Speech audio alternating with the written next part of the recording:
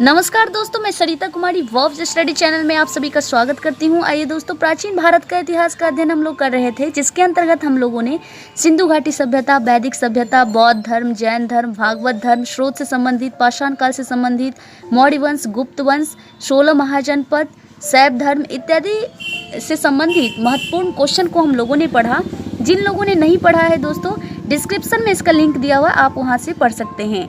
आज हम अध्ययन करने वाले हैं वर्धन वंश या पुष्यभूति वंश एवं सातवाहन वंश से संबंधित महत्वपूर्ण क्वेश्चन को, जो कि बीपीएससी, एसएससी, रेलवे या other competitive examination point of view से बहुत ही इंपॉर्टेंट है।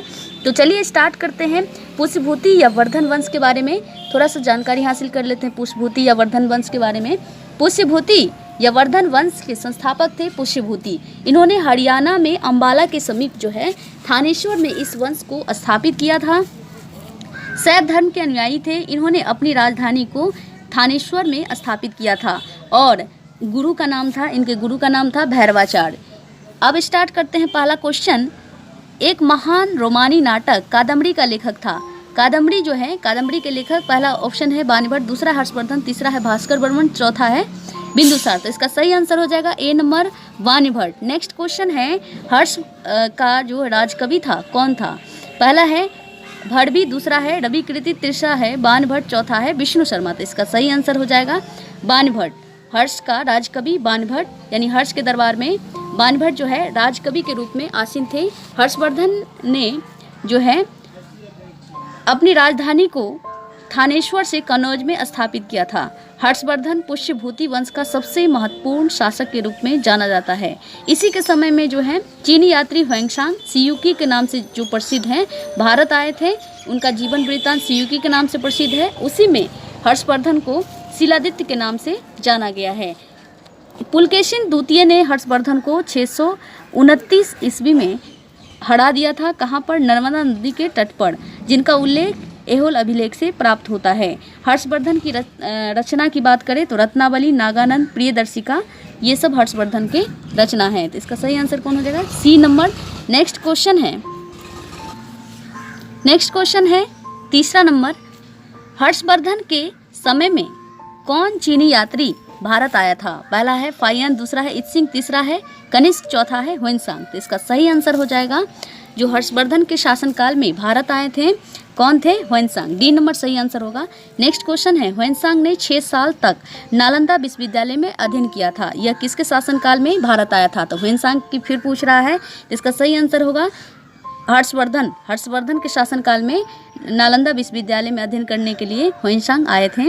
इसका जो जीवन वृत्तांत है सियूकी के नाम से प्रसिद्ध है। नेक्स्ट क्वेश्चन है 5वां नंबर। वाणिभट्ट की रचना है हर्षचरित्र, पार्वती, परिणय, तीसरा है कादम्बरी और चौथा है ये सभी। तो हर्षचरित्र तो है ही, और कादम्बरी भी है, और पार्वती, परिणय भी है, तीनों है। सही आंसर डी नंबर हो जाएगा। नेक्स्ट क्वेश्चन है, हर्षवर्धन की रचना है रत्नावली, नागानंद, ये भी है, प्रियदर्शिका, ये भी है। तो इसका सही आंसर होगा तीनों। नेक्स्ट क्वेश्चन है, हर्षवर्धन को नर्मदा नदी के तट पर किसने पराजित किया था? अभी हम लोगों ने ऊपर पढ़ा। पहला ऑप्शन है पुलकेशिन द्वितीय, दूसरा है पहला ऑप्शन है पुलकेशिन प्रथम, दूसरा है पुलकेशिन द्वितीय। तो इसका सही आंसर यही हो जाएगा, बी नंबर। नेक्स्ट क्वेश्चन है, पुलकेशिन द्वितीय ने हर्षवर्धन को कब पराजित किया था? तो 629 ईस्वी में। इसका सही आंसर हो जाएगा।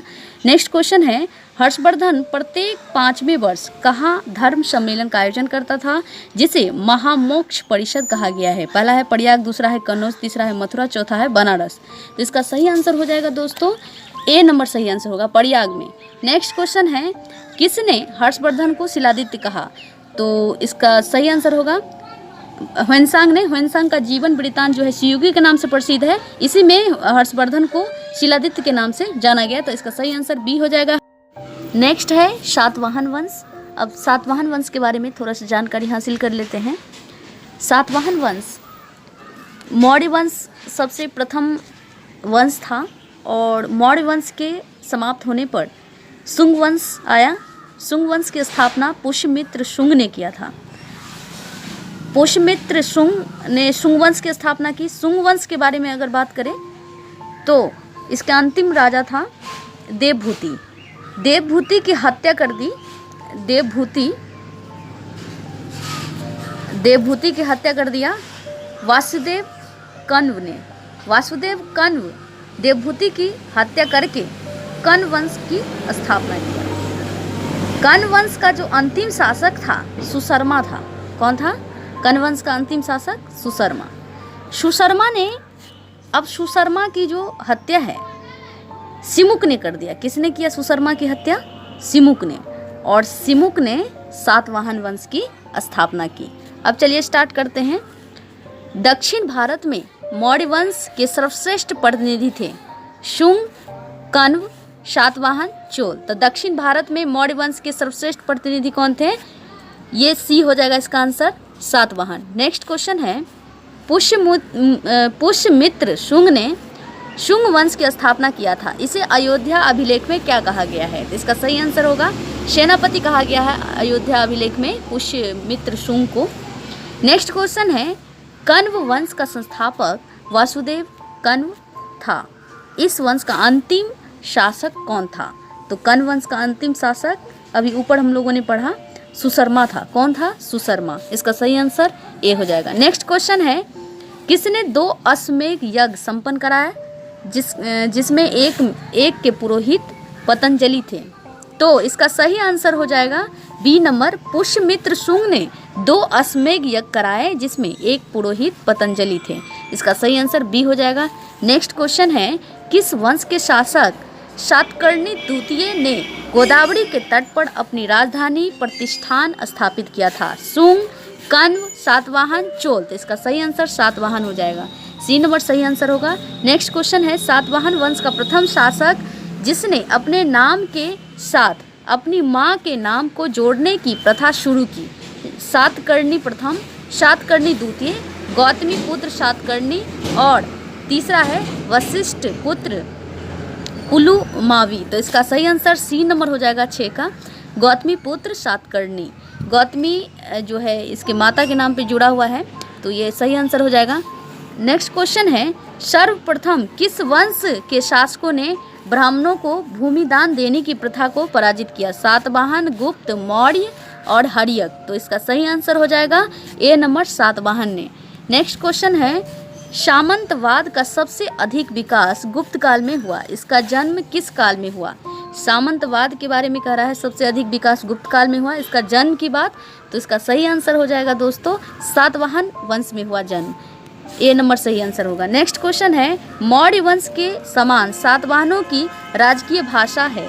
प्राकृति, संस्कृत, पाली, हिंदी। तो इसका सही आंसर हो जाएगा ए नंबर, प्राकृति। मौर्य वंश के समान सातवाहनों की राजकीय भाषा प्राकृति थी।